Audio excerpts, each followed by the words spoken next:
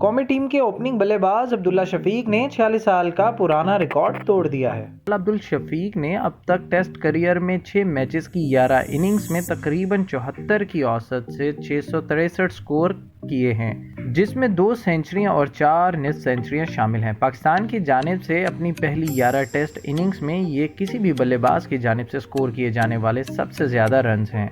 اس سے پہلے لیجنڈری بلے باز جاوید میرداد نے اپنی پہلی 11 اننگز میں 652 رن سکور کیے تھے۔ اس فہرست میں سعید احمد 619 رنز کے ساتھ تیسرے، سعید انور 617 رنز کے ساتھ چوتھے، جبکہ عمر اکمل 663 رنز کے ساتھ 5ویں پوزیشن پر موجود ہیں۔